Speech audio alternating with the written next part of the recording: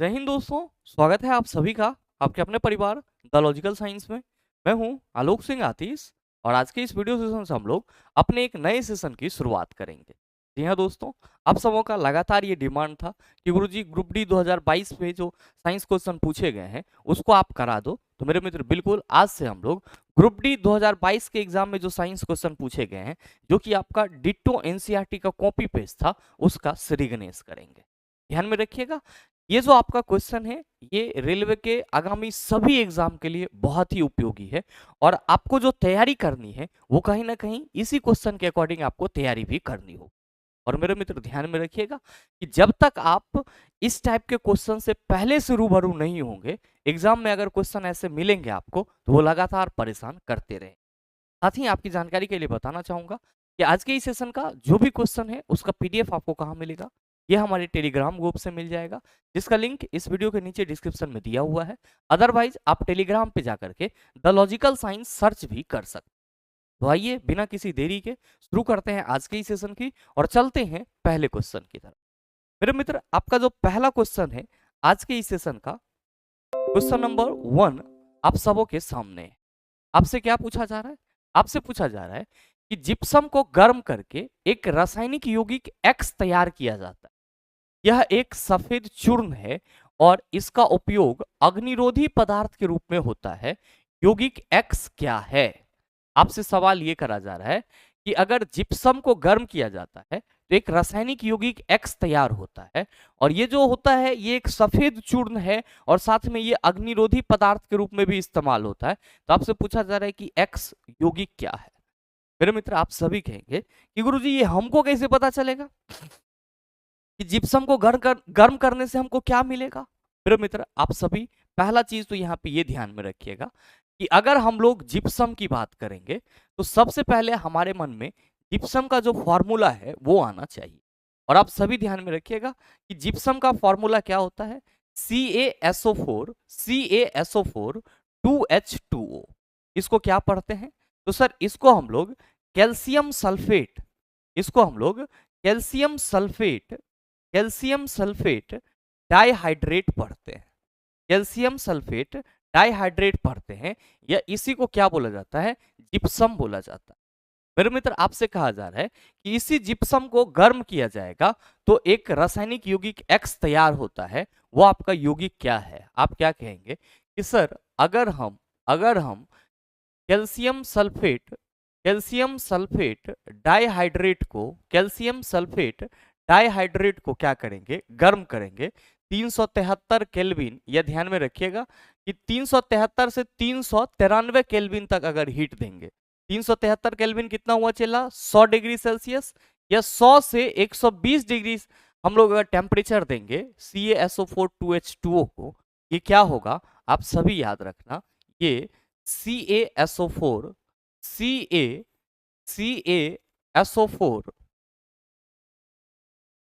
CaSO4 half H2O plus 3/2 H2O का निर्माण करेगा।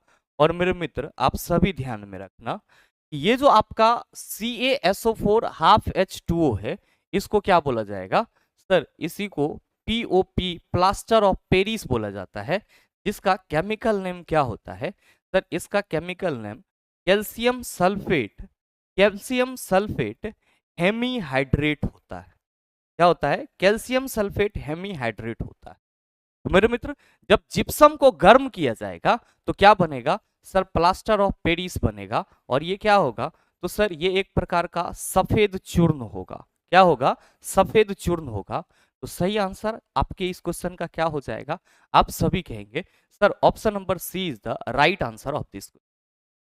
मेरे मित्र आप सभी कहेंगे कि सर हमारे ऑप्शन में बेकिंग सोडा भी दिया हुआ है। तो आप सभी ध्यान में रखना कि बेकिंग सोडा का फॉर्मूला क्या होता है?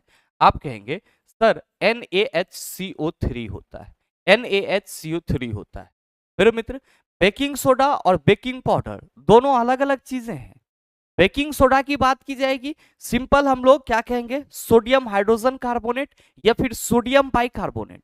लेकिन बेकिंग पाउडर की बात की जाएगी तो आप सभी याद रखना baking soda plus tartaric acid यानी कि NaHCO3 प्लस टार्टरिक एसिड दोनों का मिश्रण बेकिंग पाउडर कहलाएगा। आपके मन में आएगा कि sir why we mix tartaric acid in a baking powder to in a baking soda to form baking powder. तो मेरे मित्र आप सभी ध्यान में रखेंगे यहाँ पे जो टार्टरिक एसिड दिया जाता है वो एक वीक एसिड होता है और वो जनरली यहाँ पे किसका काम करता है, तो सर एक्टिवेटर का काम करता है। मतलब ये हुआ कि बेकिंग सोडा को एक्टिवेट करने के लिए जब उसमें टार्टरिक एसिड मिला दिया जाता है तो वो क्या बन जाता है, बेकिंग पाउडर बन जाता है। मेरे मित्र आप सभी कहेंगे सर हमारे ऑप्शन में धवन सोडा दिया हुआ है, तो चला जी आप सभी याद रखिएगा इसका रासायनिक सूत्र Na2CO3 होता है। क्या होता है, Na2CO3 और साथ में इसमें वाटर के भी मॉलिक्यूल्स होते हैं, कितना 10H2O, कितना होते हैं 10H2O। अब आपको यहाँ पे बेकिंग सोडा और साथ में धवन सोडा के बारे में सिर्फ फॉर्मूला नहीं याद रखना, आपको यह भी याद रखना होगा कि बेकिंग सोडा और धवन सोडा इस दोनों के बनाने में सोडियम क्लोराइड का एक मूल पदार्थ के रूप में इस्तेमाल किया जाता है। मतलब आपका बेकिंग सोडा हो या फिर धवन सोडा हो, इस दोनों को बनाने के लिए हम लोगों को किसकी जरूरत होगी, सोडियम क्लोराइड की जरूरत होगी। और मेरे मित्र आप सभी ध्यान में रखेंगे कि जो आपका बेकिंग सोडा है इसका न सिर्फ हम लोग उपयोग खाना को जल्दी पकाने के लिए करते हैं, बल्कि इस बेकिंग जो आपका बेकिंग सोडा है इसका उपयोग फायर फाइटिंग में भी किया जाता है। कहां पे किया जाता है सर, फायर फाइटिंग में भी किया जाता है। और सोडा एसिड फायर एक्सटिंग्विशर में क्या रहता है सर, आपका बेकिंग सोडा यानी कि सोडियम बाइकार्बोनेट रहता है। और जो धवन सोडा है चेला, इसका जल की अस्थायी कठोरता को दूर करने के लिए भी उपयोग किया जाता है, ये चीज भी आप ध्यान में रखें। नेक्स्ट है मेरे मित्र सोडियम हाइड्रोक्साइड, इसका फॉर्मूला क्या हो जाता है, इसका फॉर्मूला NaOH हो जाता है। और आप सभी ध्यान में रखिएगा कि जब सोडियम क्लोराइड के जलीय विलयन से जब सोडियम क्लोराइड के जलीय विलयन से क्या होती है, इलेक्ट्रिसिटी प्रवाहित की जाती है, तो सर आपका NaOH सोडियम हाइड्रोक्साइड का फॉर्मेशन होता है। यानी कि आप सभी ये भी कह सकते हैं कि गुरुजी जब सोडियम क्लोराइड से के एक्वा सॉल्यूशन से इलेक्ट्रिसिटी प्रवाहित करेंगे तो वो तो हमारा क्लोर एल्कली प्रोसेस हो जाएगा, क्लोर क्षार प्रक्रिया हो जाएगा। बिल्कुल, और आप सभी ध्यान में रखना कि क्लोर क्षार प्रक्रिया का मेन उत्पाद आपका कौन सा होता है सर, सोडियम हाइड्रोक्साइड होता है। और साथ ही क्लोरीन और हाइड्रोजन गैस भी इस प्रक्रिया के उपरांत निकलते हैं। तो आपको इस क्वेश्चन के रिगार्डिंग इतना सा बात हमेशा माइंड में रहना चाहिए। उम्मीद करते हैं समझ पाए हो। आइए बात करते हैं हम लोग अगले क्वेश्चन की। मेरे मित्र आप सभी का अगला क्वेश्चन आप सबों के सामने है। आपसे पूछा जा रहा है क्वेश्चन नंबर 2 में कि निम्न में से किस प्रकार के प्रतिबिंब पर्दे पर प्राप्त किए जा सकते हैं। मेरे मित्र आप सबों को मालूम है कि जब भी हम लोग डिस्कस करते हैं किसको, इमेज की, किसकी बात करते हैं सर, इमेज की, यानी कि प्रतिबिंब की, तो हम सभी क्या कहते हैं, हम सभी कहते हैं कि सर प्रकाश के परावर्तन या अपवर्तन के बाद जिस बिंदु पर जो आपतित किरण और परावर्तित किरण या फिर अपवर्तित किरण इत्यादि होती है, अपवर्तन या परावर्तन के बाद जिस बिंदु पर मिलती है या मिलती हुई प्रतीत होती है, वो बिंदु हमारा क्या कहलाता है, प्रतिबिंब कहलाता है। आप सबों को मालूम है कि जो प्रतिबिंब होते हैं ये दो प्रकार के होते हैं। एक होता है चला आपका रियल इमेज, जिसको हम लोग क्या कहते हैं, वास्तविक प्रतिबिंब कहते हैं। और मेरे मित्र जो रियल इमेज यानी कि जो वास्तविक प्रतिबिंब होते हैं, इसको आप क्या कहते हैं, इसके बारे में जो आपका वास्तविक प्रतिबिंब होता है इसके बारे में आप क्या कहते हैं कि सर इसे पर्दे पर प्राप्त किया जा सकता, इसे पर्दे पर प्राप्त किया जा सकता है। ध्यान में रखिएगा प्रतिबिंब हमारा वास्तविक है, बस इसीलिए इसको हम पर्दे पे प्राप्त कर रहे हैं। प्रतिबिंब हमारा छोटा है, बड़ा है, इससे हमको कोई लेना देना नहीं है। वास्तविक प्रतिबिंब जो भी होंगे वो सभी पर्दे पे प्राप्त किए जाएंगे। और नेक्स्ट मेरे मित्र दूसरा आप सभी ध्यान में रखना कि दूसरा होता है आपका वर्चुअल इमेज, जिसको हम लोग क्या कहते हैं, तो सर इसको हम लोग काल्पनिक प्रतिबिंब कहते हैं। और मेरे मित्र आप कहेंगे कि सर काल्पनिक प्रतिबिंब को पर्दे पर प्राप्त नहीं किया जाता है, काल्पनिक प्रतिबिंब को पर्दे पर प्राप्त नहीं किया जाता। आपसे क्या सवाल करा जा रहा है कि किस प्रकार के प्रतिबिंब पर्दे पर प्राप्त किए जा सकते हैं। आप कहेंगे सर वास्तविक और बड़ा, वास्तविक है तो ये पर्दे पे प्राप्त किया ही जाएगा, ये मतलब नहीं है कि प्रतिबिंब बड़ा है या छोटा। अब फिर दूसरा है वास्तविक और छोटा, आप कहेंगे सर ये भी पर्दे पर प्राप्त किया जा सकता है। लेकिन प्रतिबिंब आभासी और बड़ा हो या फिर प्रतिबिंब आभासी और छोटा हो, तो आभासी के सेंस में आभासी प्रतिबिंब को पर्दे पे प्राप्त नहीं किया जा सकता है, तो हम लोग कहेंगे हमारे ऑप्शन का जो ए और बी है इसको हम लोग क्या कर सकते हैं, पर्दे पे प्राप्त कर सकते हैं। तो देख लीजिए कि आपके किस ऑप्शन में है। आपके पहले ऑप्शन में ए और डी दोनों हैं, गलत हो जाएगा। सी और डी दोनों हैं, गलत हो जाएगा। ए और बी दोनों हैं, राइट आंसर क्या होगा, ऑप्शन नंबर सी हो जाएगा। उम्मीद करते हैं समझ पाए होंगे। आइए बात करते हैं अगले क्वेश्चन की। अगला क्वेश्चन, क्वेश्चन नंबर 3, आपसे पूछा जा रहा है कि निम्नलिखित में से किस यौगिक का उपयोग श्वेत श्याम फोटोग्राफी में किया जाता है। मेरे मित्र आप सभी ध्यान में रखेंगे कि ब्लैक एंड व्हाइट फोटोग्राफी में, ब्लैक एंड व्हाइट फोटोग्राफी में फोटो सेंसिटिव कंपोनेंट का इस्तेमाल किया जाता है। और मेरे मित्र आप सभी को यहाँ पे ये ध्यान में रखना होगा कि जो आपका सिल्वर क्लोराइड है और साथ ही साथ जो आपका सिल्वर ब्रोमाइड है AgCl2 और AgBr2, इस दोनों का इस्तेमाल कहां पे किया जाता है sir, black and white photography में किया जाता है। तो आपसे जो सवाल करा जा रहा है उसका सीधा आंसर क्या हो जाएगा, आप कहेंगे सर सिल्वर क्लोराइड और सिल्वर ब्रोमाइड दोनों। मेरे मित्र आप सभी ध्यान में रखें कि सिल्वर क्लोराइड और सिल्वर ब्रोमाइड ये दोनों क्या होते हैं, तो सर सनलाइट पड़ने पे डिकम्पोज हो जाते हैं। मतलब ये हुआ कि अगर AgCl2 पे क्या किया जाए सर, सूरज की प्रकाश को डाला जाए यानी कि सनलाइट को डाला जाए, ये सर किस में टूट जाएगा, Ag प्लस क्लोरीन में टूट जाएगा। इसी तरह से अगर हम AgBr2 पे क्या करते हैं सर, सनलाइट देते हैं तो सर ये Ag और ब्रोमीन में टूट जाएगा। और सर इसी केमिकल रिएक्शन का इस्तेमाल हम लोग ब्लैक एंड व्हाइट फोटोग्राफी में करते हैं। मेरे मित्र ध्यान में रखेंगे कि फोटो सेंसिटिव कंपोनेंट के रूप में यहां पे हम लोग किसका इस्तेमाल कर रहे हैं, AgCl2 और AgBr2। आप देख रहे हैं कि सनलाइट पड़ने पे ये क्या होते हैं सर, अपने अवयवी तत्व में टूट जा रहे हैं। तो मेरे मित्र आप सभी ध्यान में रखना, सिल्वर क्लोराइड और सिल्वर ब्रोमाइड का सूर्य प्रकाश की उपस्थिति में अपने अवयवी तत्वों में टूट जाना फोटोलाइटिकल डिकम्पोजिशन का उदाहरण है। क्या कहेंगे कि सिल्वर क्लोराइड और सिल्वर ब्रोमाइड का सूर्य प्रकाश की उपस्थिति में सिल्वर और क्लोरीन तथा सिल्वर और ब्रोमीन में क्रमशः टूटने की प्रक्रिया क्या कहलाएगी, प्रकाश वैद्युत अपघटन। क्यों, क्योंकि सर सनलाइट के माध्यम से ये क्या हो रहे हैं, अपने अवयवी तत्वों में विघटित हो रहे हैं यानी कि टूट रहे हैं। उम्मीद करते हैं समझ पाए होंगे। आइए बात करते हैं अगले क्वेश्चन। अगला क्वेश्चन, क्वेश्चन नंबर 4 है चेला जी। आपसे पूछा जा रहा है कि एक धारावाही परिनालिका के लिए इनमें से कौन से कथन सही हैं। इसका उपयोग मृदु लोहे के टुकड़े को चुंबकित करने के लिए किया जा सकता है।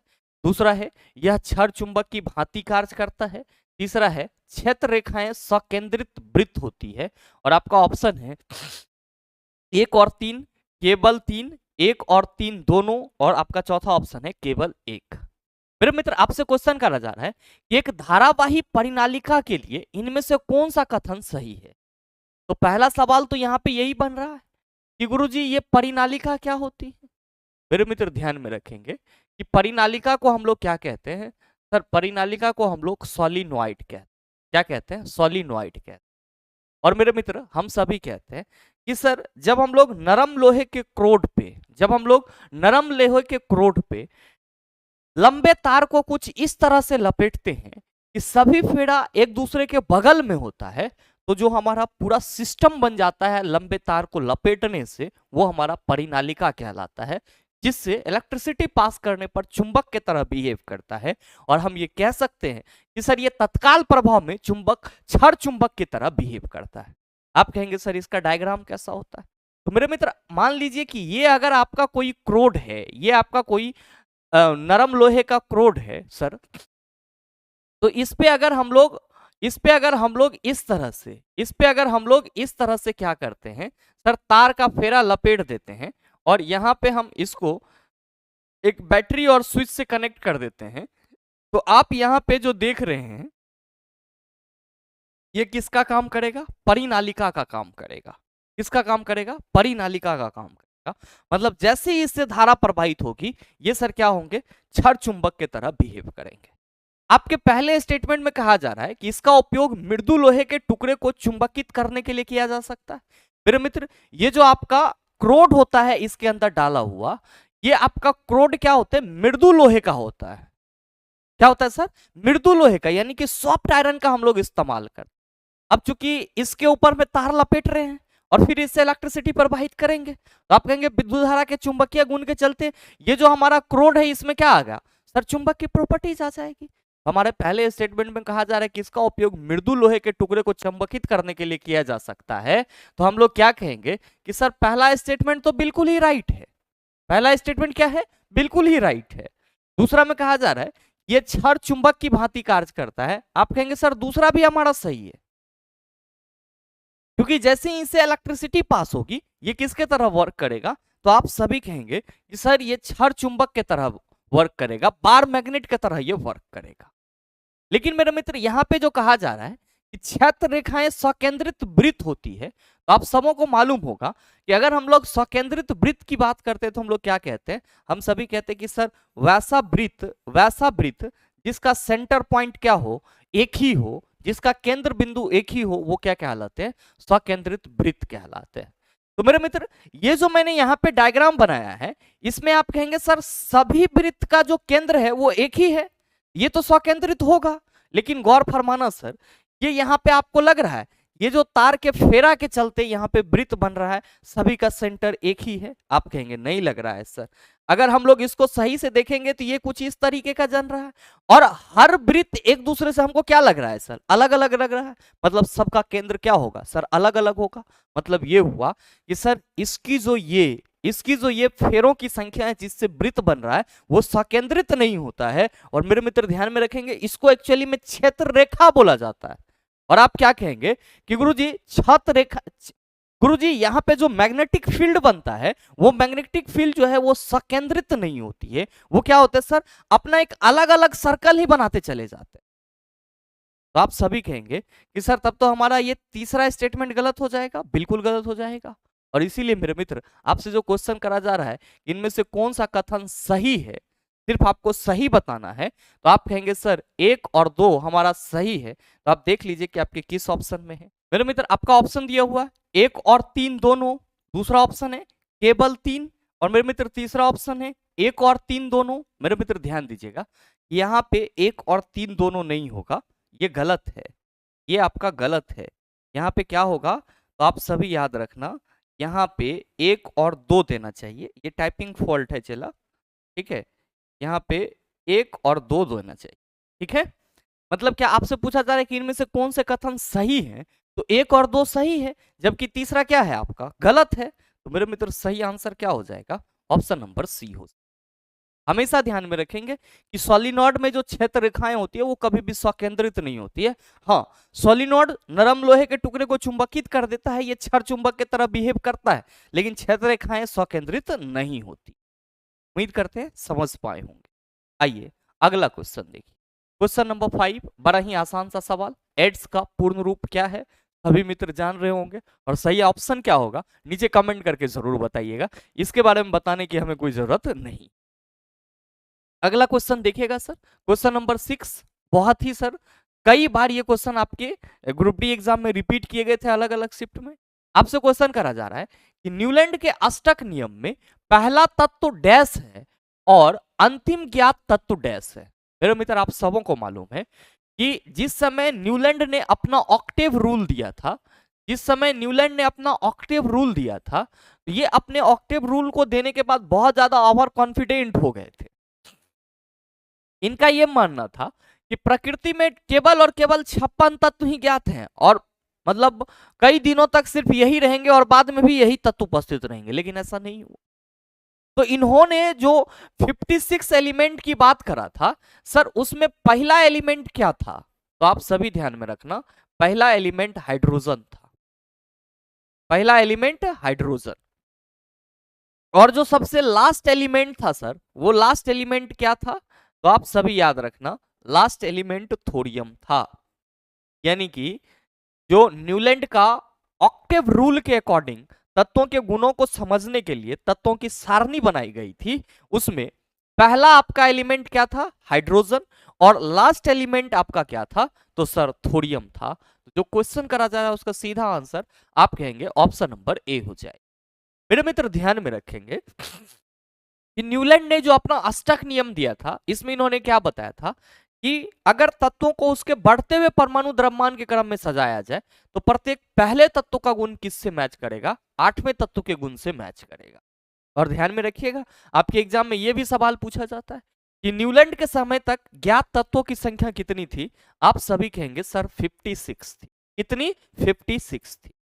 आइए सर अगला क्वेश्चन, क्वेश्चन नंबर 7 देखिए। निम्नलिखित में से कौन सा जीव समूह पर्यावरण को स्वच्छ रखने में सहायक होता है? शैवाल और लाइकेन, दूसरा है प्रोटोजुआ और लाइकेन, तीसरा है शैवाल और प्रोटोजुआ, और चौथा है जीवाणु और कवक। मेरे मित्र आपसे क्वेश्चन करा जा रहा है इसमें से कौन सा जीव समूह पर्यावरण को स्वच्छ रखने में सहायक होता है? मेरे मित्र सवाल यहाँ पे ये है कि सर पर्यावरण हम किसको कहेंगे? तो आप सबों के आसपास में जो हवा है, पेड़ पौधे हैं, पक्षी हैं, यही तो सर पर्यावरण है, यही तो हमारा इन्वायरमेंट है। हम जहां भी रहते हैं उसके आसपास में जो कुछ चीजें हम लोगों को दिखती है वे सब पर्यावरण है। अब मेरे मित्र आप सबों को मालूम है कि आपके इस पर्यावरण में अच्छा से अच्छा और गंदा से गंदा चीज मौजूद है। कुछ ऐसी भी चीजें आपके पास या आपके आसपास में अवेलेबल होती है जिसका हमारे डेली लाइफ से कोई कनेक्शन नहीं होता है, हम लोग उसको बेस्ट मटेरियल के रूप में बाहर की ओर फेंक देते हैं। मेरे मित्र हम सभी जो अपने घर से वेस्ट मटेरियल जो कचरा होते हैं उसको जो बाहर फेंकते हैं, एक्चुअली वो बाहर से कहां हो जाता है, कहां गायब हो जाता है, कहां चला जाता है? तो आप सभी कहते हैं सर वो तो सर गल जाता है, पच जाता है। बस मेरे मित्र आप सभी ध्यान में रखिएगा कि जो हम लोग कहते हैं घर में जो कचरा है उसको बाहर फेंक दो, घर साफ रहेगा, लेकिन बाहर को गंदा करना है और बाहर फिर भी आपके घर से ज्यादा साफ रहता है। रीजन ये है कि हमारे पर्यावरण में कुछ छोटे छोटे माइक्रो ऑर्गेनिज्म मौजूद होते हैं, छोटे छोटे जीव मौजूद होते हैं चिलासी, और वो क्या करते हैं? तो सर अपशिष्ट पदार्थों को विघटित कर देते हैं। एक्चुअली में जिस चीज को हम लोग कचरा समझ के बाहर फेंक देते हैं वो चीज किसी अन्य जीव के लिए पोषण का काम करती है, किसी अन्य सूक्ष्म जीव के लिए पोषण का काम करती है। मेरे मित्र जो कुछ भी हम लोग सड़ा गला पदार्थ बाहर फेंकते हैं, जो कुछ भी हम लोग सड़ा गला पदार्थ बाहर फेंकते हैं वो कुछ दिनों के बाद मिट्टी में मिल जाता है, डिकम्पोज हो जाता है। हम सभी कहते हैं सर ये बैक्टीरिया के चलते होता है, जीवाणु के चलते होता है, और हम सभी ये कहते भी हैं कि सर जो चीजें मिट्टी में मिल जाती है वो बायोडिग्रेडेबल है। हम और आप क्या है चला, बायोडिग्रेडेबल या नॉन बायोडिग्रेडेबल? आप सभी सोच करके नीचे कमेंट करके बताना कि जितने भी जंतु होते हैं वो क्या होते हैं, बायोडिग्रेडेबल होते हैं या नॉन बायोडिग्रेडेबल होते हैं? बायोडिग्रेडेबल वो होता है जो ऑटोमेटिकली बैक्टीरिया के रिएक्शन से या एक्शन से डिकम्पोज होकर के, विघटित होकर के मिट्टी में मिल जाता है। और नॉन बायोडिग्रेडेबल वो होता है जो बैक्टीरिया के एक्शन से डिकम्पोज नहीं होता है, यानी कि मिट्टी में नहीं मिलता है, सड़ता गलता नहीं है। तो आप कहेंगे कि सर आपने जो यहाँ पे एक लाइन बोला कि जो अपशिष्ट पदार्थ होती है हमारे घर की वो किसी जीव के लिए पोषण होता है, तो हम सबों को मालूम है कि जो कवक है इसका एक रूप गोबर छत्ता भी है जिसको हम लोग मशरूम के रूप में देखते हैं। तो ये मशरूम तो हमारा सड़े गले पदार्थ पे ही उगता है, बिल्कुल उगता है चला, और यही उससे पोषण प्राप्त करता है और सड़े गले पदार्थ को क्या करता है? डिकम्पोज करके मिट्टी में मिला देता है। कोई जानवर अगर डेड कर जाता है तो आप देखते हो उसको बाहर फेंक दिया जाता है, कुछ दिन के बाद उस पर बहुत सारे कीड़े मकोड़े लगे हुए रहते हैं। उन सभी का वो मरा हुआ जानवर पोषण है सर, उससे उसको खाद्य पदार्थ मिल रही है, खा खा के उसको क्या करता है सर? पूरे मिट्टी में मिला देता है। और मेरे मित्र आप सोचो कि ये जीवाणु और फंगी नहीं होते तो हमारा इन्वायरमेंट कितना गंदा होता। आप कहेंगे सर जो हमसे क्वेश्चन करा जा रहा है कि निम्नलिखित में से कौन सा जीव समूह पर्यावरण को स्वच्छ रखने में सहायक होता है, हम लोग कहेंगे सर जीवाणु और कवक ये दोनों क्या है? तो सर पर्यावरण को स्वच्छ रखने में सहायक होता है। शैवाल, लाइकेन, प्रोटोजोआ और लाइकेन, शैवाल और प्रोटोजोआ मेरे मित्र जरूर माइक्रो ऑर्गेनिज्म है, लेकिन ये कभी भी हमारे पर्यावरण को स्वच्छ रखने में सहायक नहीं होते हैं। ध्यान में रखेंगे कि जब हम लोग ग्रीन अलगी की बात करते तो कहते हैं कि सर इससे हमें ऑक्सीजन की प्राप्ति होती है, लेकिन स्वच्छ रखना और ऑक्सीजन की प्राप्ति करना दो अलग अलग बात हो जाता है सर, ये चीज हमेशा ध्यान में रखें। अगला क्वेश्चन, क्वेश्चन नंबर 8 है चला कि गोलीय दर्पण के मुख अक्ष के बारे में इनमें से कौन से कथन सत्य हैं? पहला ऑप्शन है यह दर्पण पर अभिलंब होता है। दूसरा है आपतन बिंदु हमेशा मुख अक्ष पर स्थित होती है। तीसरा है मुख फोकस हमेशा मुख अक्ष पर स्थित होता है। मेरे मित्र आपको बताना है कि गोलीय दर्पण के बारे में इसमें से कौन सा कथन सत्य है। आप कहेंगे सर पहले तो हमको एक गोलीय दर्पण बनाना होगा, तो बना लीजिए चेला जी। ये मान लीजिए कि आपका गोलीय दर्पण है और ध्यान देंगे ये इसका मुख अक्ष हो जाएगा, ये P और ये यहाँ पे वक्रता केंद्र और ये क्या हो जाएगा F हो जाएगा। चला PC यहाँ पे क्या होगा, आप कहेंगे सर जी ये मुख अक्ष हो जाएगा। PC यहाँ पे क्या होगा, मुख अक्ष हो जाएगा। मेरे मित्र आप सभी क्या देख रहे हैं, आप सभी देख रहे हैं कि ये जो मुख अक्ष है ये दर्पण पे अभिलंब है, मतलब पहला स्टेटमेंट हमारा सही है। अब दूसरा स्टेटमेंट है कि आपतन बिंदु हमेशा मुख अक्ष पर स्थित होता है। सर आपतन बिंदु वो बिंदु होती है जहां पे प्रकाश की किरणें गिरती है। जब प्रकाशीय स्रोत से प्रकाश की किरणें निकलती है वो सर किसी अन्य सतह पर जाके गिरती है, और जिस बिंदु पर प्रकाश की किरणें गिरती है उसको आपतन बिंदु बोला जाता है। यानी कि आपतित किरणें जिस बिंदु पे आके गिरती है उसको आपतन बिंदु कहते हैं। और ये जरूरी नहीं है कि आपतन बिंदु हमेशा मुख अक्ष पर ही स्थित हो, आपतन बिंदु सर मुख अक्ष से अलग भी हो सकता है। मतलब ये हुआ कि सर जो दूसरा स्टेटमेंट है वो हमारा गलत है। तीसरा है कि मुख फोकस हमेशा मुख अक्ष पर स्थित होते हैं। मेरे मित्र आप सबों को मालूम है कि अवतल दर्पण हो या गोलीय दर्पण में हमारा कोई भी दर्पण हो उसमें मुख अक्ष के समांतर प्रकाश की किरणें आएगी। अगर अवतल दर्पण है तो सर ये सीधे फोकस से होकर के गुजर जाएगी, मुख अक्ष पर एक बिंदु से होकर गुजरेगी जो क्या कहलाएगा उसका मुख अक्ष, मुख फोकस कहलाएगा। और अगर ये हमारा उत्तल दर्पण होगा तो ऐसा लगेगा कि ये फोकस से आती हुई प्रतीत हो रही है। मतलब साफ है कि मुख फोकस हमेशा कहां होगा, मुख अक्ष पे ही स्थित होगा। यानी कि 1 और 3 ये दोनों स्टेटमेंट सही हैं, जबकि आपका जो दूसरा स्टेटमेंट है ये गलत है। तो देख लीजिए आपके किस ऑप्शन में स्टेटमेंट 1 और 3 की चर्चा की गई है। आप कहेंगे सर पहले ऑप्शन में केवल 1 दिया है, नहीं होगा। तीसरे ऑप्शन में केवल 2 है, नहीं होगा। दूसरे ऑप्शन में हमारा 1 और 2 दोनों दिया है, नहीं होगा सर, क्योंकि 2 हमारा गलत है। तीसरे चौथे में सर 1 और 3 दोनों दिया हुआ है। सही आंसर क्या हो जाएगा, ऑप्शन नंबर डी हो जाएगा।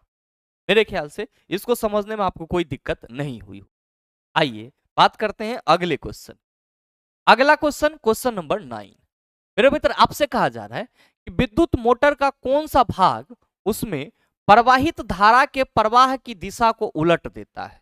कॉइल, मृदु लोहे कोर, विभक्त वलय, ब्रश। मेरे मित्र ध्यान में रखेंगे कि जो हमारा मोटर होता है, जो हमारा मोटर होता है सर, अगर हम लोग उसके सिंपल संरचना की बात करते तो कहते सर इसमें एक आर्मेचर लगा हुआ रहता है और यहाँ पे सर हमको एक इस तरह से बलय जैसा दिखता है लगा हुआ, और साथ ही इस पे कुछ इस तरह की संरचना होती। और ये किससे कनेक्ट होता है चेला, आप कहते हैं सर ये बैटरी से कनेक्ट होता है, मतलब जिससे जहां से इसको करंट मिलती। मेरे मित्र आप सभी ध्यान में रखेंगे कि ये जो आप रिंग जैसी संरचना देख रहे हैं ना, इसको क्या बोला जाता है, स्प्लिट रिंग बोला जाता है, या फिर इसी को हम लोग कम्यूटेटर भी कहते हैं।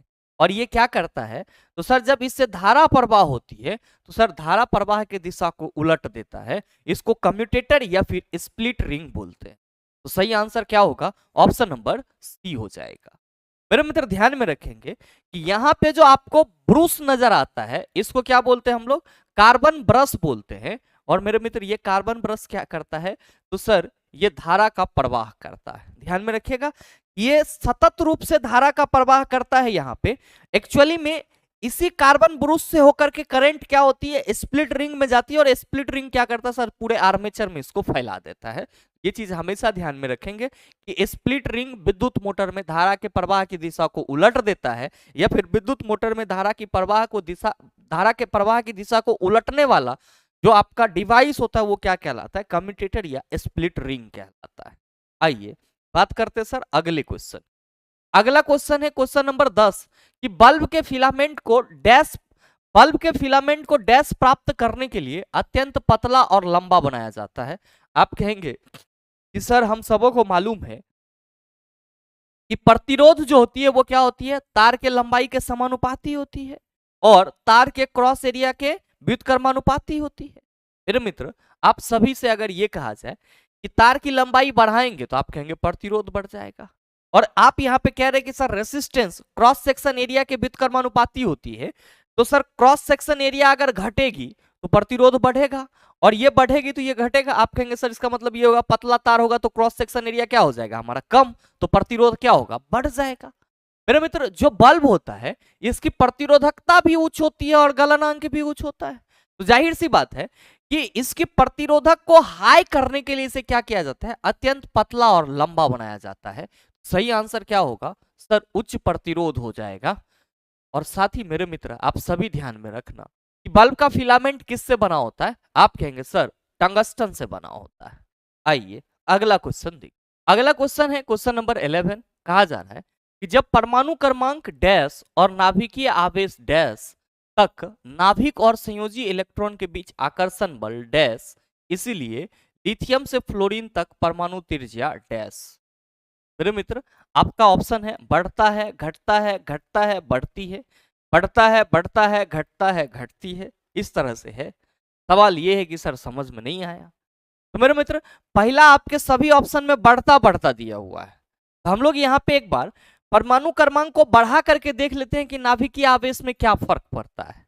ध्यान दीजिएगा कि अगर हम लोग बात करें चला यहाँ पे सोडियम के एटॉमिक नंबर की, तो आप कहेंगे सर सोडियम का एटॉमिक नंबर 1 होता है। तो अगर हम लोग बात करेंगे इस पे इसके आयन बनने की, तो आप कहेंगे सर ये Na+ हो जाएगा। अब ध्यान दीजिएगा कि एल्युमिनियम का एटॉमिक नंबर 13 होता है, और इसका जो हम लोग आयन बनाते हैं वो कैसे, Al3+। मतलब देख रहे सर सोडियम की परमाणु संख्या 11 है, तो इस पे आयन भी आपका क्या है सर, आवेश भी क्या है सर, कम है।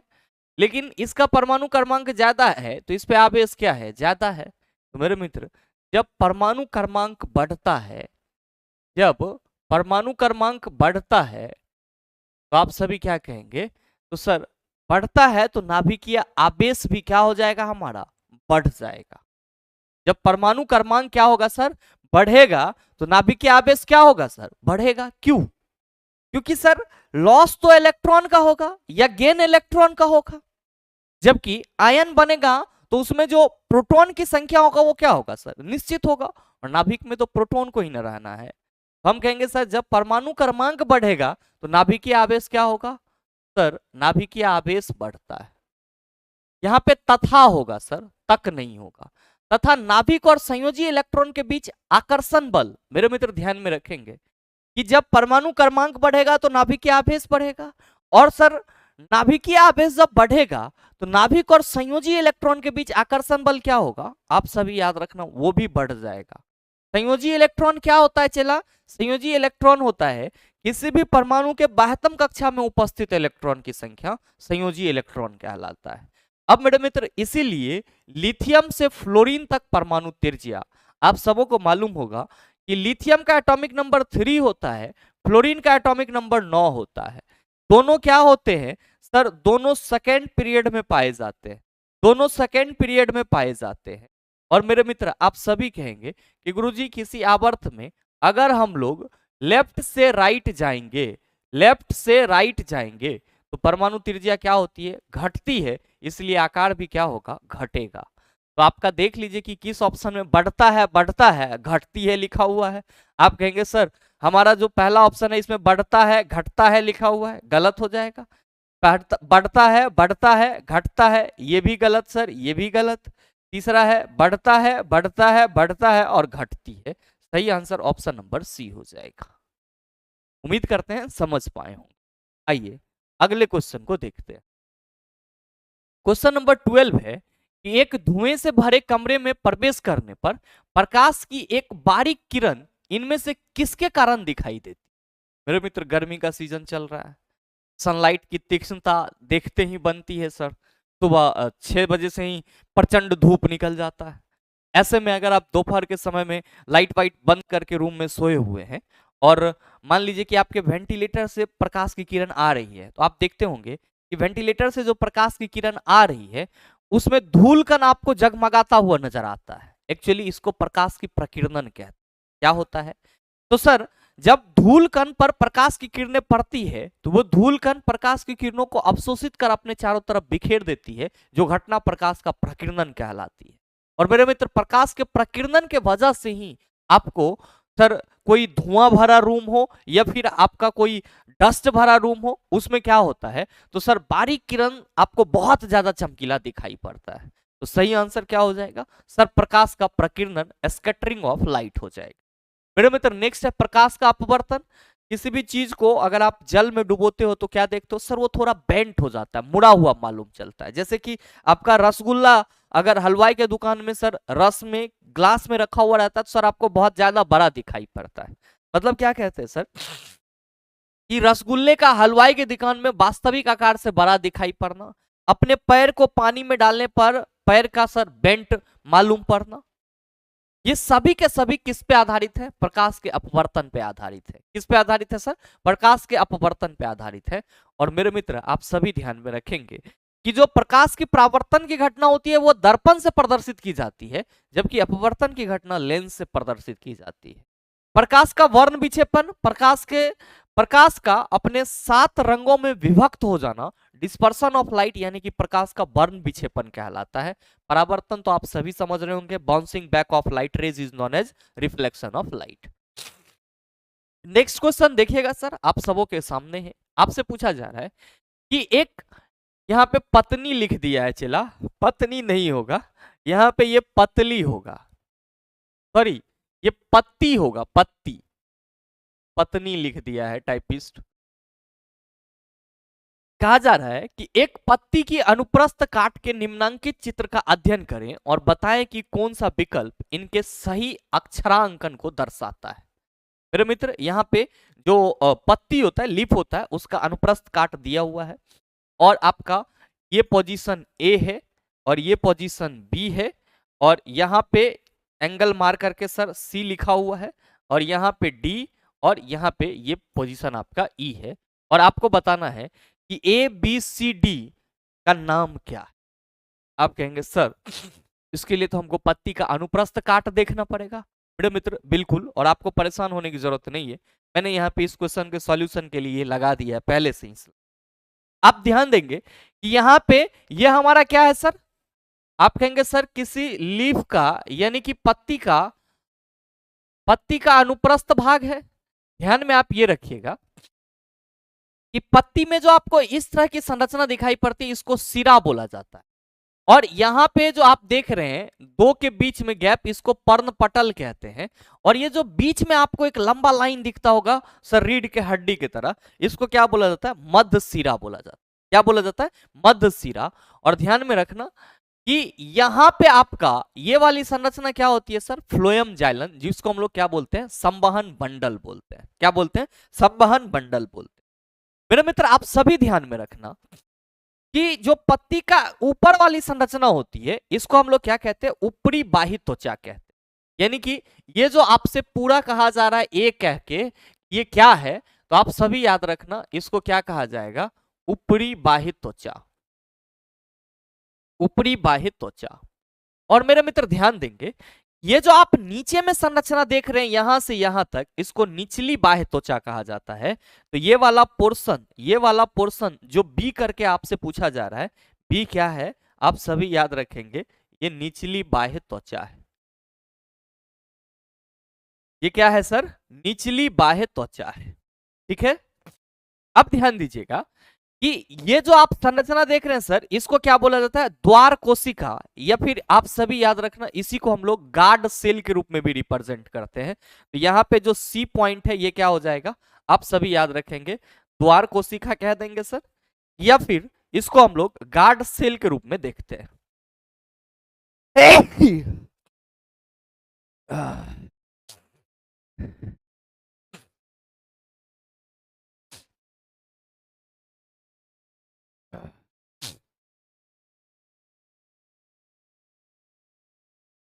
अब मेरे मित्र ध्यान देंगे कि यहाँ पे जो ये वाला आप संरचना देख रहे हैं इसको क्या बोला जाता है, वायु कोष बोला जाता है। क्या बोला जाता है, वायु कोष।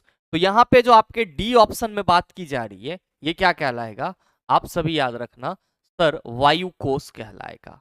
और मेरे मित्र ये वाला पोर्शन आपका, ये वाला पोर्शन हरित लवक कहलाता है, हरित लवक कहलाता है। और ध्यान में रखिएगा एनसीईआरटी के सर बुक में ये आपका जो लाइफ प्रोसेस चैप्टर उसमें पहले ही चैप्टर में दिया हो। तो अगर आपको ये सब डायग्राम के बारे में कौन चीज कहां पे है नहीं मालूम है तो सर ऐसे क्वेश्चन तो आपको आसानी से फंसा लेंगे। अब आइए आप क्वेश्चन पे। मेरे मित्र आप सभी कहेंगे कि सर ये तो हमारा ऊपरी त्वचा हो जाएगा, ये निचली त्वचा, इसको हम लोग क्या कहेंगे? तो सर इसको हम लोग गार्ड सेल के रूप में भी कह सकते हैं और साथ ही द्वार कोशिका भी कह सकते हैं। ये वाला पॉइंट वायु कोश और ये वाला पॉइंट हरित लवक कहलाएगा।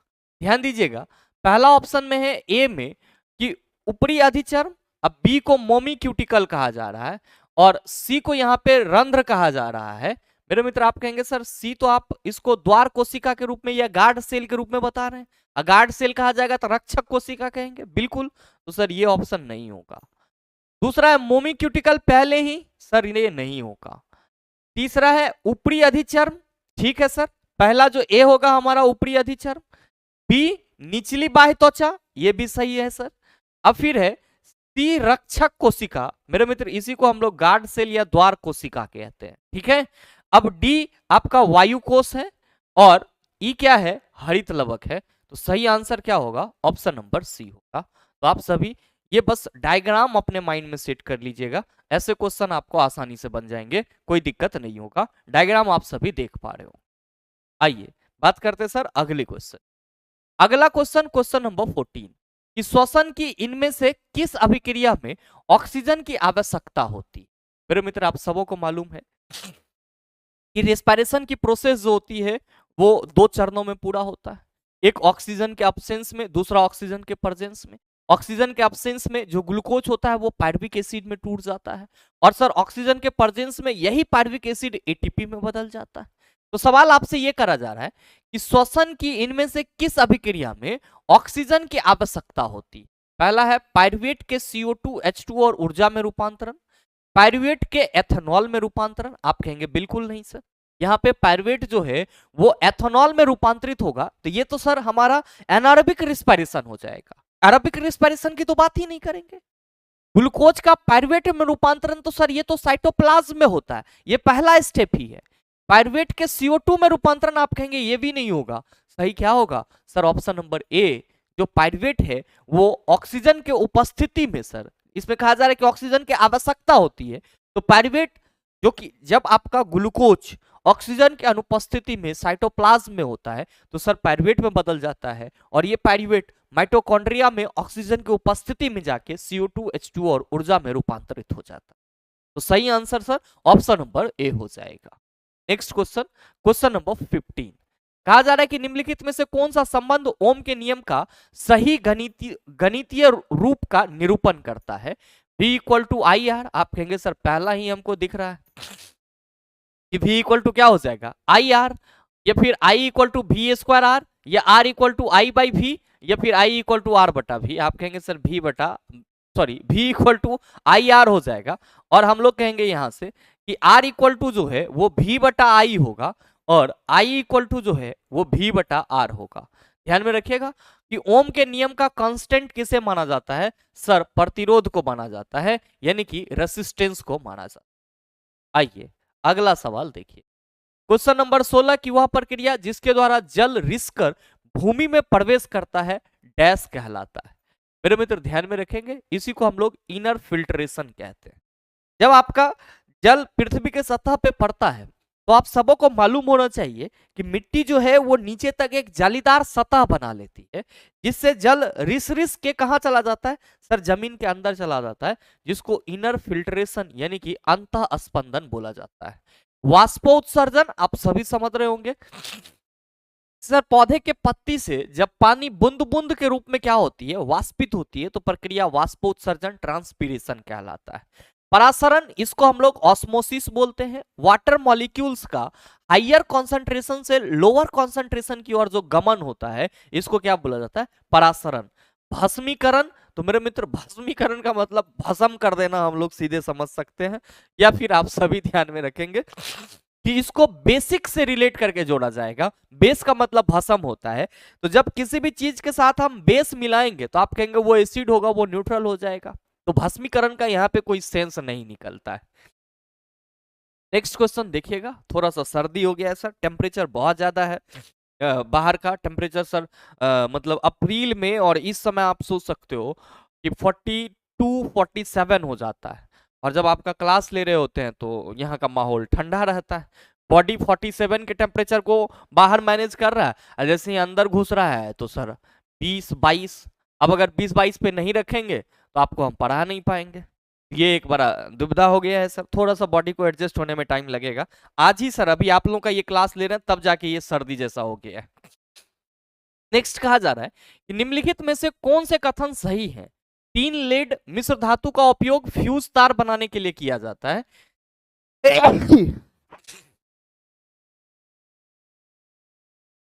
आपसे क्वेश्चन करा जा रहा है कि कौन से कथन सही है।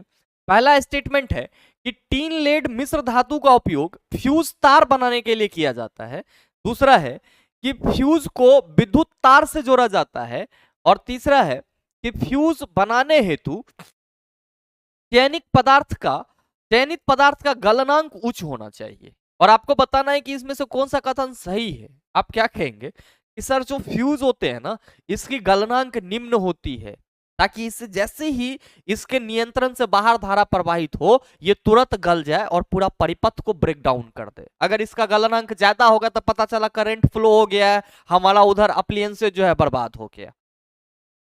फ्यूज बनने के लिए गलनांक क्या चाहिए सर, निम्न चाहिए सर। लेकिन आप सभी कहेंगे सर टीन और लेड, यानी कि जो टीन है और सीसा है, इसका मिश्र धातु ही क्या करता है, फ्यूज तार बनाता है या फ्यूज वायर बनाने के लिए इस्तेमाल किया जाता है। तो सर पहला स्टेटमेंट तो आपका बिल्कुल सही है, और फ्यूज को विद्युत तार से जोड़ा जाता है। यहाँ पे विद्युत तार का मतलब हुआ विद्युन्मय तार से जोड़ा जाता है। और जो कहा जा रहा है कि फ्यूज बनाने हैं तो चयनित पदार्थ का गलनांक उच्च होना चाहिए, ये गलत है। तो सही क्या होगा, आप कहेंगे 1 और 2। देख लीजिए किस ऑप्शन में है, ऑप्शन नंबर सी में है। आइए बात करते हैं अगले क्वेश्चन की। अगला क्वेश्चन, क्वेश्चन नंबर 8। अभी मैंने क्लोर एल्कली प्रोसेस आपको शुरुआत में ही बताया था कि क्लोर एल्कली प्रक्रिया में 3 उत्पादन डैश डैश और डैश उत्पन्न होते हैं। मेरे मित्र ध्यान देंगे कि NaCl के एक्वस सॉल्यूशन से, यानी कि NaCl प्लस H2O से जब आप इलेक्ट्रिसिटी प्रवाहित करोगे ना चला, तो आपको क्या मिलेगा, chlorine plus hydrogen plus NaOH मिलेगा। Chlorine plus hydrogen plus NaOH मिलेगा। तो देख लो आपके किस ऑप्शन में क्लोरीन, हाइड्रोजन और NaOH है। आप कहेंगे सर ऑप्शन नंबर बी में है, तो बिल्कुल सही आंसर है सर। दूसरा, पहला ऑप्शन देखोगे ऑक्सीजन, हाइड्रोजन और NaOH है, गलत है। क्लोरीन, हाइड्रोजन और NaOH मिलेगा। दूसरा में तो हाइड्रोजन, क्लोरीन और NaOH से, तो ये हमारा सही आंसर है। क्लोरीन, हाइड्रोजन, Na2CO3 नहीं होगा, Na2CO3 नहीं होगा, कोई दिक्कत नहीं होना चाहिए। इसी प्रोसेस को हम लोग क्लोर एल्कली प्रोसेस कहते हैं। ध्यान में रखिएगा, यहाँ पे कहते हैं सोडियम क्लोराइड के जलीय 10% सोडियम क्लोराइड के जलीय विलयन से इलेक्ट्रिसिटी प्रवाहित करने पर हमको क्लोरीन, हाइड्रोजन गैस और सोडियम हाइड्रोक्साइड प्राप्त होता है, और प्रक्रिया क्लोर एल्कली प्रोसेस कहलाती है। नेक्स्ट क्वेश्चन देखिएगा, क्वेश्चन नंबर 19। निम्नलिखित अपघटन अभिक्रिया में PQRS की पहचान करें। चला यहाँ पे कुछ नहीं है, बड़ा बात कहा जा रहा है कि FeSO4 जब डिकम्पोज होता है चला, तो ये Fe2O3 plus SO2 plus SO3 बनाता है। तो आपसे ये कहा जा रहा है कि यहाँ पे P है, यहाँ पे Q है, यहाँ पे R है, यहाँ पे S है, इन सभी का वैल्यू क्या होगा। नया तरीका है क्वेश्चन पूछने का, और करना क्या है, तो सर संतुलित करके आंसर बताना है। ध्यान दीजिए कि जब भी संतुलित करते हैं तो हम लोग बड़ा कंपाउंड पकड़ते हैं। आप कहेंगे कि सर यहाँ पे बड़ा कंपाउंड अगर देखा जाए तो ये FeSO4 है और इधर Fe2O3 है, तो बड़ा तो हमको यही नजर आ रहा है सर। मेरे मित्र इधर आपका Fe2O3 है, क्या है, Fe2O3। तो आप कहेंगे सर इधर आयरन 2 है और इधर आयरन 1 ही है। तो मेरे मित्र हम लोग क्या करते हैं, कि यहाँ पे 2 लगा देते हैं। और आप सबों को मैंने संतुलित करने के लिए कई बार बताया है, और अगर नहीं मालूम है तो नीचे कमेंट कीजिएगा, मैं फिर से बता दूंगा। आप कहेंगे कि सर इधर तो 2 Fe हो गया और इधर सल्फर कितना हो गया सर 2 हो गया। सल्फर कितना हो गया सर 2। लेकिन ऑक्सीजन आप कहेंगे सर ऑक्सीजन तो 8 हो गया। मेरे मित्र आप ध्यान देना कि अब अगर आप इसको बैलेंस करने के लिए देखोगे तो आप कहोगे सर Fe की परमाणु संख्या इधर 2 है, सल्फर हमारा ये 2 लगाने से 2 हो गया, ऑक्सीजन हमारा 8 हो गया। रिएक्टेंट के साइड फेरस के 2 परमाणु, सल्फर के 2 परमाणु, ऑक्सीजन के 8 परमाणु। प्रोडक्ट के साइड आएंगे फेरस के सर 2 परमाणु, ऑक्सीजन 3 2 5 3 8, ऑक्सीजन भी चला 8 और सल्फर भी चला कितना है सर 2, एगो यहां पे एगो यहां पे। मतलब साफ है कि सर इस पी के जगह हम 2 रखेंगे, क्यू के जगह हम 1 रखेंगे, आर के जगह 1 रखेंगे, कुछ नहीं है चला, बैलेंस है तो 1 ना रखेंगे। और एस के जगह क्या कहेंगे सर 1। मेरे मित्र आप क्या कहेंगे सर क्वेश्चन में कूनो दम न था लेकिन हमको भरमाने के लिए पी क्यू आर एस कर दिया। तो हम देख रहे हैं कि पी का वैल्यू 2, क्यू का वैल्यू 1, आर का वैल्यू 1, एस का वैल्यू 1। तो सही आंसर ऑप्शन नंबर ए। आप लोग जो इस बार इस टाइप के क्वेश्चन में फंसे हैं वो बस इसी वजह से कि सर हम लोगों ने एनसीईआरटी को उतना मतलब सीरियसली नहीं लिया जितना हमको लेना चाहिए था, जबकि ऐसे क्वेश्चन में तो सर कोई दम ही नहीं है। आइए अगला क्वेश्चन देखिए, क्वेश्चन नंबर 20 कहा जा रहा है कि निम्नलिखित असंतुलित समीकरण द्वारा निर्दिष्ट किए गए अनुसार प्रकाश संश्लेषण की प्रक्रिया में क्रमशः कितने जल और कार्बन डाइऑक्साइड अणु भाग लेते हैं। मेरे मित्र आप सभी कहेंगे क्या कि सर प्रकाश संश्लेषण की प्रक्रिया को अगर हम लोग रिप्रेजेंट करते तो क्या कहते हैं 6H2O + 6CO2 अभिक्रिया करके क्या करती है C6H12O6 + 6O2 + 6H2O का निर्माण करती है। मतलब साफ है कि option number C is the right answer of this question. अरे चला 6CO2 + 6H2O रिएक्ट करेगा तो क्या बनाएगा, आप कहेगा C6H12O6 6O2 + 6H2O। तो बहुत ही सिंपल सा आंसर था। प्रकाश संश्लेषण प्रक्रिया का संतुलित रूप आपको याद रखना है, क्वेश्चन आपको टिक करना है। नेक्स्ट क्वेश्चन देखिएगा, कहा जा रहा है कि यदि एक आपतित प्रकाश की किरण किसी अवतल दर्पण के वक्रता केंद्र से गुजरती है तो आपतित किरण और परावर्तित किरण के बीच बनने वाला कोण डैश के बराबर होगा। मेरे मित्र ध्यान देना, ये हमारा अवतल दर्पण अगर है, ये हमारा अवतल दर्पण है तो ये क्या होगा, आप कहेंगे सर मुख अक्ष। कहा जा रहा है कि आपतित प्रकाश की किरण किसी अवतल दर्पण के वक्रता केंद्र से होकर के गुजरती है। मान लीजिए मेरा मित्र ये एफ है और ये सी है, तो कोई प्रकाश की किरण कहां से आ रही है, वक्रता केंद्र से होकर के गुजर रही है। तो आप क्या कहेंगे कि वक्रता केंद्र से होकर के गुजरेगी तो ये तो सर दर्पण पे तिरछिया हो जाएगी। क्या हो जाएगी, तिरछिया। और ये क्या होती है, तो आप कहेंगे सर जब प्रकाश की किरणें इस अनुदिश आ रही है तो ये परावर्तित भी सर इसी के अनुदिश होगी। क्यों, क्योंकि किसी सतह पर अगर प्रकाश की किरणें 90 डिग्री के एंगल पे बनती है तो रिटर्न भी उसी डायरेक्शन में हो जाती है। मतलब सर यहाँ पे किरण का झुकाव नहीं हो रहा है तो कोण कहां से बनेगा, तो हम लोग सिंपल कहेंगे कि सर यहाँ पे 0 डिग्री का कोण बनेगा। आपसे क्वेश्चन करा जा रहा है कि यदि एक आपतित प्रकाश किरण किसी अवतल दर्पण के वक्रता केंद्र से गुजरती है तो आपतित किरण और परावर्तित किरण के बीच बनने वाला कोण, आप कहेंगे सर आपतित किरण और परावर्तित किरण एक अनुदिश है तो कोण तो कोई बन ही नहीं रहा है, तो सर कोण हमारा 0 डिग्री हो जाएगा। सही आंसर, उम्मीद करते हैं समझ पाए होंगे। साथ ही मेरे मित्र आप सबों की जानकारी के लिए बताना चाहूंगा कि अगर आप में से कोई भी मित्र एएलपी एंड टेक्नीशियन आगामी परीक्षा के लिए प्रिपेयर हो रहे हैं और आप चाहते हैं कि science plus basic science and engineering drawing दोनों पे आपका एक मजबूत पकड़ हो, तो मेरे मित्र आप सभी का स्वागत रहेगा हमारे ALP and technician combo batch में। ध्यान में रखिएगा कि ये ALP and technician combo batch आपका सीबीटी 1 और सीबीटी 2 दोनों के लिए है। इसमें साइंस, बेसिक साइंस और ईडी आपको मतलब दोनों करवाया जाएगा, सीबीटी 1 और सीबीटी 2 दोनों के लिए। इसके फीचर्स क्या रहेंगे, तो जितने भी आपको क्लासेस मिलेंगे सारे अपडेटेड क्लासेस होंगे रिकॉर्डेड फॉर्मेट के रूप में, लाइव क्लासेस आपको नहीं मिलेगी। आपको यहाँ पे थ्योरी प्लस न्यूमेरिकल दोनों करवाए जाएंगे सर क्लासरूम में ही। ऐसा नहीं है कि थ्योरी आपको करवा दिया गया है, न्यूमेरिकल के लिए आपको लंबा वक्त दिया जाएगा, नहीं। जब हम थ्योरी करेंगे लास्ट होगा न्यूमेरिकल भी साथ में करेंगे। चैप्टर वाइज आपको पीडीएफ मिलेंगे, किसका सर, तो सर जो हम आपको पढ़ाएंगे वो नोट्स मिलेगा और बाद बाकी आपका पीवाईक्यू ई बुक मिल जाएगा, चाहे वो लाइफ साइंस का हो या फिर आपका बेसिक साइंस एंड इंजीनियरिंग का हो। मेरे मित्र ये जो आपका बैच है, ये बैच हमारे द लॉजिकल साइंस एप्लीकेशन पे मिलेगा, जिसको आप गूगल प्ले स्टोर से जाकर के डाउनलोड कर सकते हैं, या फिर आप इस वीडियो के नीचे डिस्क्रिप्शन में जाएंगे तो आपको एप्लीकेशन का लिंक मिल जाएगा।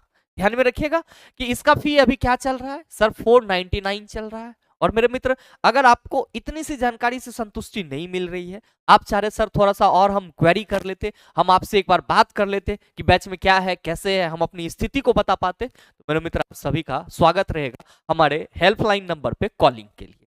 जो हमारा हेल्पलाइन नंबर है उसका सर नंबर कितना है, तो 9065970477। इस पे आप कॉल करके भी इस बैच से संबंधित किसी भी तरह की जानकारी प्राप्त कर सकते।